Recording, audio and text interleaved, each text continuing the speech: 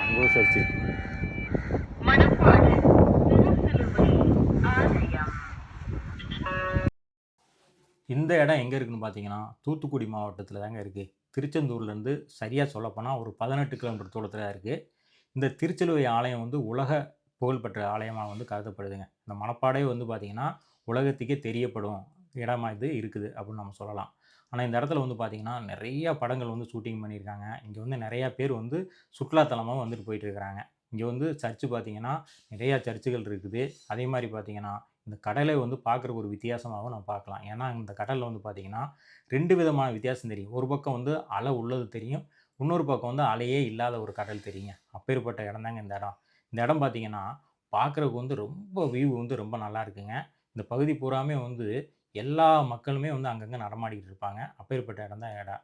இதில வந்து இன்னொரு விஷயம் வந்து ஒரு முக்கியமான விஷயமா வந்து நம்ம பார்க்கலாங்க. இங்க வந்து ஒரு புனித நீர் உள்ள ஒரு கிணறு ஊற்று ஒண்ணு இருக்குதுங்க. அந்த கிணறு ஊற்ற வந்து பார்க்கலாம் பாருங்க. இப்ப இந்த இடத்துல தான் அது இருக்குது.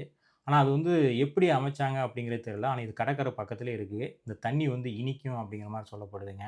இப்ப இந்த கிணறு தான் அது. இது வந்து மேல் பகுதியில நம்ம பார்க்க முடியாது.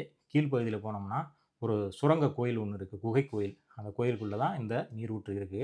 இத பார்த்தீங்கன்னா, அவ்வளவு அற்புதமா வந்து பாதுகாக்கப்பட்டுட்டு வருதுங்க நீரூற்று. அப்படியே உள்ள போனோம்னா, அப்படியே சைடுல வந்து அப்படியே கண்ணாடி மாரி தெரியும். இந்த இடத்துக்குலாம் வந்தீங்கன்னா வந்து, அசுத்தம் செய்யாம பாருங்க. அந்த கிணத்துக்குள்ள எதையும் தூக்கி போட்டுறாதீங்க. பார்த்துட்டு ரசிச்சுட்டு வாங்க.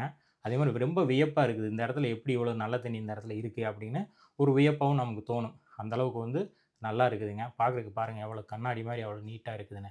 இத பார்த்து முடிச்சுட்டு அடுத்து வந்து லைட் ஹவுஸ் அத பார்த்தோம். அத பார்த்தோம்னா, மேல ஏறுனோம்னா மணப்பாடு மொத்த மணப்பாடுமே நம்ம பார்க்கலாங்க. அவ்வளோ பெரிய லைட் ஹவுஸ் இது. அப்படியே அத பார்த்துட்டு, கீழ அப்படியே பார்த்தோம்னா, அங்கங்க நமக்கு வந்து தெரியும். இந்த பூங்கா இதெல்லாம் நமக்கு தெரியும். இதுல இந்த கடலோட அலையும் நமக்கு தெரியுங்க. அதே மாரி இந்த பகுதிக்கு வந்தீங்கன்னா, மேல இதெல்லாம் வந்து பாருங்க, ரசிங்க. அவ்வளோ அழகா இருக்கும். அற்புதமான ஒரு பொழுதுபோக்கு கழிக்கக்கூடிய இடமாவும் இது பார்க்கப்படுதுங்க.